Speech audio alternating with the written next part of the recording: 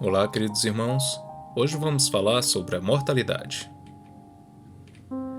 No ano 252 d.C., logo após uma dura perseguição do Império Romano, que resultou na morte de diversos santos mártires, a cidade de Cartago, maior cidade romana na África, foi assolada por uma terrível epidemia. A população perdeu a cabeça e o pânico provocado pela peste era tal que, se numa família algum parente apresentasse os sintomas da doença, era expulso e jogado para a rua ou abandonado à própria sorte. As vielas e becos da cidade logo se viram lotadas de cadáveres e vítimas da epidemia. A situação era tão calamitosa que cada cidadão se perguntava se iria ser o próximo a padecer da cruel doença e sucumbir entre os mortos. O que os cartaginenses viveram naqueles dias muito se assemelha ao que nos ocorre hoje, onde tantos morrem por conta de uma doença e flagelo que nos castiga. Enquanto tantos depositam suas esperanças em meios humanos para escapar da doença, é importante lembrar-nos do propósito do cristão neste mundo e seu destino após a morte. Afinal, somos meros peregrinos nessa terra e nossa verdadeira pátria é o reino de Deus. Quando Cartago sofria essa peste, Cipriano, o bispo da cidade, reuniu os fiéis e os fez ver, à luz das Escrituras, qual atitude deveriam tomar diante dessa calamidade. Ele escreveu um opúsculo que tem por título A Mortalidade. Esse escrito foi feito para lembrar a todos os católicos da cidade que essa vida é passageira e nosso grandioso destino é estar com Deus na eternidade.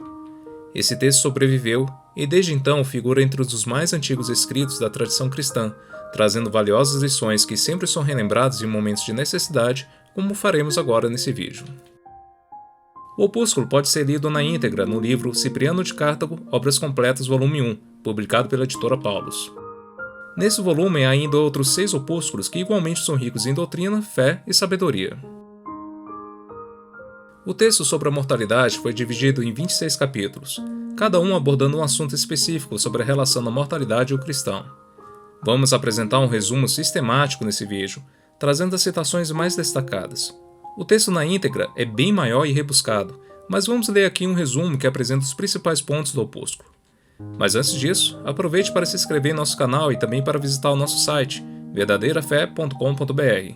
Lá você encontrará diversos textos sobre a história da igreja, doutrina, catequese e muito mais. E sem mais delongas, vamos à leitura do texto. Acompanhe comigo. Noto todavia que alguns dos fiéis sustentam o combate com menor vigor, e seja por fraqueza de caráter ou por falta de fé, seja pelos encantos da vida mundana ou pela fraqueza do sexo, seja ainda o que é mais grave por um erro de doutrina, não fazem valer a força divina e invencível que trazem dentro de si. Isso não é algo que se possa deixar passar em silêncio ou disfarçar, muito pelo contrário. Eis que acontece o que foi predito, e se realiza o que foi anunciado, virá em seguida o que foi prometido pelo próprio Senhor, que prometeu dizendo: Quando virdes que essas coisas sucedem, sabei que está próximo o reino de Deus. Aproxima-se, irmãos caríssimos, o reino de Deus. Avizinham-se com este mundo que passa o prêmio da nossa vida, o júbilo da salvação eterna e a alegria perpétua. Que motivo há, pois, para ansiedade e desassossego? Quem fica inquieto e triste nessa situação, senão quem não tem esperança e fé? Temer a morte é próprio de quem não quer ir para o Cristo. Não querer ir para o Cristo é próprio de quem não crê que começará a reinar com Ele. Está escrito: o justo vive da fé. Se és justo e vives da fé, se verdadeiramente crês em Deus, por que não te rejubilas por seres chamados para junto dele e por ficares livre do diabo? Assim se deu com o justo Simeão. Fora-lhe prometido por revelação divina que não morreria antes de ver o Cristo. Por isso, quando Cristo, recém-nascido, veio ao templo com sua mãe, conheceu no Espírito que havia nascido aquele de quem lhe fora profetizado, e assim que o viu, soube que estava prestes a morrer. Alegrando-se então pela morte que estava próxima, tomou nas mãos o menino e, bendizendo o Senhor, exclamou: Despede agora, Senhor, teu servo, em paz, segundo a tua palavra, pois os meus olhos já viram a tua salvação. Reconheceu assim e testemunhou que só haverá paz e repouso livre e tranquilo para os servos de Deus quando retirados dos rebuliços deste mundo. Aliás, o que há no mundo senão um combate cotidiano que se trava contra o demônio e pelejas assíduas contra os seus dardos e flechas? Nossa batalha contínua e penosa é contra os vícios da carne e as seduções do mundo. O espírito do homem, cercado e oprimido de todos os lados pela perseguição do diabo, dificilmente percebe cada um de seus golpes e a curso resiste-lhes. Tantas perseguições sofre cotidianamente o espírito humano, tantos perigos oprimem o seu peito, e ainda assim, agrada-lhe estar por mais tempo aqui, entre as armas do demônio, apesar de ser mais desejável e preferível apressar os passos para uma morte mais próxima ao encontro do Cristo? Ele próprio nos ensina dizendo: em verdade vos digo, havereis de lamentar e chorar enquanto o mundo se alegra, mas a vossa tristeza se converterá em alegria. Quem não prefere não ter tristeza? Quem não se apressa à alegria? Mas é o Senhor mesmo, mais uma vez, que vos declara quando a nossa tristeza se converterá em alegria. Hei de ver-vos novamente, e o vosso coração se encherá de alegria, e ninguém poderá retirá-la de vós. Se, portanto, alegrar-se é ver o Cristo, e não pode haver outra alegria para nós que não a de ver o Cristo, que cegueira de mente, que insanidade de espírito é amar as angústias, as penas e as lágrimas do mundo, em vez de correr ao encontro da alegria que nunca nos poderá ser tirada. Isso acontece, irmãos diletíssimos, porque falta a fé, porque ninguém crê que seja verdadeiro aquilo que prometeu Deus. Se um homem respeitável e bem reputado te promete alguma coisa, terás certamente confiança. Mas quando é Deus que te fala, tu, incrédulo, hesitas com espírito desconfiado? Deus, ao partires deste mundo, te promete a imortalidade e a eternidade, e tu duvidas? Isso é desconhecer a Deus por completo. Isso é ofender o Cristo, mestre de quem crê, com o pecado da incredulidade. O próprio Cristo, mestre da nossa salvação e do nosso bem, mostra o quanto convém sair do mundo, pois quando seus discípulos se entristeceram por anunciar-lhes que tinham de partir, falou-lhes dizendo: se me amasseis, ficaríeis certamente alegres, porque vou para o Pai. Dessa maneira ensinou e mostrou que a partida dos entes amados deste mundo é antes ocasião de alegria que de tristeza. Lembrando disso é que o bem-aventurado apóstolo Paulo declara na sua epístola: para mim, viver é o Cristo e morrer é lucro. Mas todavia, há alguns estranhos que o contágio desta doença atinge igualmente os nossos e os gentios. Lastimam estes que compartilhemos com todos da mesma mortalidade. Enquanto estamos neste mundo, somos ligados ao gênero humano pela igualdade na carne e separados pelo Espírito Santo. Por isso, até que este corpo corruptível se revista da incorrupção, o mortal receba a imortalidade e o Espírito Santo nos conduza a Deus Pai, tudo que há de incômodo na carne nos será comum com o gênero humano. Além disso, se o cristão acreditou que há para si uma condição em uma lei, saberá também que lhe compete elaborar mais que os outros neste mundo, pois será maior para ele a agressão do diabo. A Escritura Divina ensina e adverte, dizendo: filho, entrando no serviço de Deus, permanece na justiça e temor, e prepara teu espírito para a tentação. E de novo afirma: nas dores ser firme, nas humilhações ser paciência, porque o ouro e a prata são provados pelo fogo, mas o homem por meio das humilhações. Assim Jó, depois de perder os bens, de ver a morte dos filhos e de ser afligido gravemente por chagas e vermes, não foi vencido, mas provado. E nas suas aflições e dores, disse mostrando a paciência de sua alma religiosa: nu saí do ventre de minha mãe, nu irei para a terra. O Senhor deu, o Senhor tirou. Como quis o Senhor, assim se fez. Bendito seja o nome do Senhor. E quando a própria esposa, impaciente, tentou fazê-lo pronunciar uma queixa ou uma palavra de revolta contra Deus, ele respondeu dizendo: falaste como uma mulher insensata, se recebemos os bens da mão do Senhor, porque não havemos de suportar os males. Em todas essas coisas que lhe aconteceram, Jó não pecou por seus lábios diante do Senhor. Por isso o Senhor Deus dá testemunho em seu favor, dizendo: reparaste, meu servo Jó? Não há na terra ninguém igual a ele, é um homem sem queixumes, que presta culto verdadeiro a Deus. Os justos sempre possuíram essa paciência. Os apóstolos receberam esse ensinamento como lei do Senhor: não murmurar na adversidade, mas aceitar com paciência tudo o que acontece neste mundo. E o povo judeu sempre pecou, porque murmurava frequentemente contra Deus. Não se deve, portanto, irmãos diletíssimos, murmurar na adversidade, mas suportar com paciência e coragem tudo o que acontecer, pois está escrito: sacrifício a Deus é um espírito atribulado. Deus não despreza o coração atribulado e humilhado. Também no Deuteronômio aconselha o Espírito Santo: o Senhor teu Deus te afligirá, mandar-te-á fome e verá se o teu coração guarda ou não os seus preceitos. E novamente: o Senhor Deus vos prova para saber se amais o Senhor vosso Deus de todo o vosso coração e de toda a vossa alma. Abraão agradou a Deus, pois para agradá-lo não temeu perder o filho, nem recusou cometer filicídio.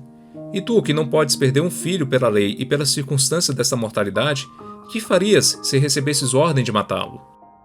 O temor de Deus e a fé devem preparar-te para tudo. seja a perda da propriedade, seja o contínuo e cruel tormento dos membros atingidos pela doença, seja a triste e fúnebre perda violenta da esposa, dos filhos e dos demais entes queridos. Na verdade, não pode haver vitória sem que tenha havido combate. O combate nas adversidades é uma provação para a verdade.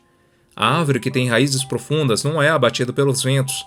A nau bem construída é agitada pelas ondas, mas não é perfurada. E quando na eira se debulha a colheita, o grão forte e robusto zomba do vento, enquanto as palhas sem força são levadas pela aragem.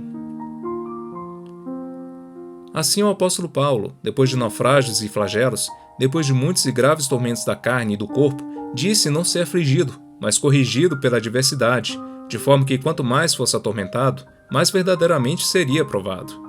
Afinal, é isto justamente que nos diferencia dos demais homens, daqueles que não conhecem a Deus, pois enquanto estes se queixam e murmuram da adversidade, nós, na desventura, não nos afastamos da virtude da fé, mas até nos fortalecemos na dor. Diante de tantos ímpetos de devastação e morte, quão grande é para o pecador lutar com as energias de um ânimo inquebrantável, quão sublime é permanecer de pé entre as ruínas do gênero humano e não jazer prostrado como aqueles que não têm esperança em Deus. Devemos, pois, rejubilar-nos e aproveitar o favor do tempo, porque enquanto provamos a fortaleza da nossa fé, caminhamos para Cristo, suportando as penas pela sua estrada estreita e recebemos de suas próprias mãos o prêmio da vida e da fé. Que tenha medo de morrer quem não participa da cruz e da paixão de Cristo. Tema morrer quem passa desta morte a uma segunda morte. Tema morrer o que, deixando o mundo, será atormentado pela chama inextinguível das penas eternas. Tema morrer quem encontra na terra uma protelação dos sofrimentos e gemidos. Muitos dos nossos morrem nesta mortandade, mas isso quer dizer apenas que muitos dos nossos irmãos são libertados do mundo. Pois se essa epidemia é, de fato, uma peste para judeus, gentios e demais inimigos do Cristo, é contudo para os servos de Deus a viagem da salvação. Nem se pense que a ruína é igual para bons e maus, por verificar que morrem indistintamente os justos e os injustos, pois os justos são chamados para a paz, ao passo que os injustos são arrebatados para o suplício. Afinal, irmãos caríssimos, que pode haver de mais proveitoso e necessário? Com efeito, essa epidemia que parece tão horrível e funesta põe à prova a justiça de cada um e experimenta o espírito dos homens, verificando se os sãos servem aos enfermos, se os parentes se amam sinceramente, se os senhores têm piedade dos servos enfermos, se os médicos não abandonam os doentes que imploram, se o violento reprime a violência, se o avarento, ao menos por medo da morte, abandona o ardor sempre insaciável da sua desvairada cobiça, se os soberbos quebram o orgulho, se os desonestos refreiam a audácia, se, ao menos por terem morrido os que os ricos amavam, vendo-se à beira da morte e sem herdeiros, distribuem alguma coisa aos pobres. Se, porém, nada mais nos proporcionasse esta mortalidade, ainda valeria muito para nós, cristãos. Estamos, pois, diante não do enterro, mas do adestramento. A mortalidade é um exercício que dá ao espírito a glória da fortaleza e nos prepara para a coroa pelo desprezo da morte. Devemos estar lembrados de que cumpre fazer não a nossa vontade, mas a de Deus, conforme o Senhor nos mandou rezar diariamente no Pai Nosso. Verdadeiramente, é estranho e contraditório pedirmos que seja feita a vontade de Deus e não obedecermos imediatamente quando vem chamar-nos e retirar-nos deste mundo. Por que, pois, oramos e pedimos que venha a nós o reino dos céus, se nos agrada o cativeiro da terra? Por que rogamos insistentemente, em preces repetidas, que se apresse os dias do reino, se os nossos maiores desejos e votos são, antes, servir nesta terra ao diabo que reinar com Cristo? E a nós também, quantas vezes foi revelado, com que frequência e clareza Deus se dignou a ensinar-nos, a fim de que o afirmássemos e pregássemos pública e assiduamente que não devem ser chorados os irmãos libertados do mundo pelo chamado divino. Não devemos, pois, dar ocasião aos gentios para que nos repreendam, com razão e direito, dizendo que se choram como extintos e perdidos aqueles que afirmamos viverem junto de Deus e que não provamos com o coração a fé que manifestamos com as palavras. Já o apóstolo Paulo censura e incrimina os que se entristecem pelo falecimento dos seus. Diz ele: Não queremos, irmãos, deixar-vos na ignorância a respeito dos que dormem, para que não vos entristeçais, como os que não possuem esperança. Se cremos que Jesus morreu e ressuscitou, creiamos também que Deus conduzirá com Jesus os que nele dormiram. O próprio Cristo, nosso Deus e Senhor, nos adverte dizendo: Eu sou a ressurreição e a vida. Quem crê em mim viverá, ainda que morra, e todo aquele que vive e crê em mim não morrerá eternamente. Se cremos no Cristo, se temos fé nas suas palavras e promessas, também não morremos eternamente. Caminhemos, pois, com alegria e tranquilidade em direção do Cristo, com quem havemos de vencer e reinar para sempre. Porque, ao mesmo tempo que morremos, somos pela morte conduzidos à imortalidade. Nem é possível que venha a vida eterna sem que tenhamos saído do mundo. Isso, portanto, não significa mais um fim, mas a passagem e a imigração para o eterno, depois de percorrido o caminho do tempo. Quem não se apressa em chegar ao melhor? O apóstolo Paulo prega dizendo: a nossa pátria está no céu, onde esperamos o Senhor Jesus Cristo, que transformará o nosso corpo miserável, configurando-o com seu corpo glorioso. Quem não deseja com ardor ser mudado e transformado na figura do Cristo e chegar mais depressa à majestade da glória celeste? Quem está para partir para a morada do Cristo, para a glória do reino celeste, não deve chorar, nem se lamentar. Antes, conforme a promessa do Senhor, deve alegrar-se por esta partida e migração. É próprio daquele a quem o mundo deleita, a quem o mundo convida, acariciando e enganando com os engodos do prazer terreno, querer demorar-se no mundo por muito tempo. Ainda mais, se o mundo odeia o cristão, por que amas o que te odeia e não preferes seguir a Cristo, que te redimiu e amou? São João clama na sua epístola e exorta-nos a não amarmos o mundo, seguindo os desejos da carne. Diz ele: não ameis o mundo, nem o que é do mundo. Se alguém ama o mundo, não está com ele a caridade do Pai, porque tudo que está no mundo é concupiscência da carne, concupiscência dos olhos e ambição do mundo, e não vem do Pai, mas a concupiscência do próprio mundo. E o mundo passará, e com ele a sua concupiscência. Aquele, porém, que fizer a vontade de Deus permanece eternamente, como Deus permanece eternamente. Estejamos, pois, irmãos diletíssimos, prontos para a vontade de Deus, com a mente íntegra, a fé firme e a virtude sólida, de modo que se afaste de nós o temor da morte e pensemos unicamente na imortalidade que a seguirá. Mostremos que somos de fato o que acreditamos ser, de modo que nem lamentemos a morte dos caros, nem hesitemos quando chegar o dia do nosso chamado, mas aceitemos de bom grado o convite do Senhor. Se numa viagem, uma violenta tempestade, levantando as ondas mais impetuosas, prenunciasse seu naufrágio, porventura não procurarias imediatamente um porto? Eis que o mundo vacila e desmorona, e a sua ruína não é apenas o envelhecimento, mas o próprio fim. Tu, porém, não dás graças a Deus, nem te rejubilas por te livrares pela morte prematura, da ruína do naufrágio e das desgraças iminentes? Devemos considerar e refletir, irmãos diletíssimos, que renunciamos ao mundo e que nele habitamos provisoriamente como hóspedes e peregrinos. Amemos, pois, o dia que coloca um de nós na verdadeira pátria, que, libertando-nos dos laços seculares, restitui-nos ao paraíso e ao reino. Quem, entrando em terra estranha, não abreviaria o regresso à pátria? Navegando com pressa para o convívio dos seus, quem não desejaria ardentemente um vento propício que mais cedo permitisse abraçar os entes queridos? Para nós, a pátria é o paraíso. Por que então não nos apressamos e corremos para ver a nossa pátria e abraçar os nossos pais? Aí nos espera um grande número de entes queridos, aí nos aguarda com ansiedade uma multidão de irmãos, pais e filhos, já segura de sua glória e preocupada com a nossa salvação. Que alegria não há de ser para nós e para eles quando chegarmos à sua presença? Qual não será então o prazer, quão grande a felicidade de possuir sem temor da morte a vida eterna e o reino de Deus? Aí estará o glorioso coro dos apóstolos, aí a falange jubilosa dos profetas, a multidão inumerável dos mártires coroados pela vitória nas lutas e sofrimentos. Aí estarão ainda as virgens triunfantes que dominaram pela virtude da continência a concupiscência da carne e do corpo. Aí estarão finalmente os misericordiosos na posse da sua recompensa, isto é, os que fizeram obras de justiça, distribuindo aos pobres bens e alimentos, e cumpriram os preceitos do Senhor, dando seu patrimônio terrestre em troca dos tesouros celestes. Caminhemos, pois, irmãos diletíssimos, com ansiedade para eles. Desejemos que não demore a nossa ida para junto do Cristo, para que também mais cedo estejamos com eles. Que Deus veja este nosso pensamento, que o Cristo Senhor considere este propósito do Espírito da fé, para que dê mais abundantemente o prêmio de sua glória àqueles por quem sabe ser mais desejado.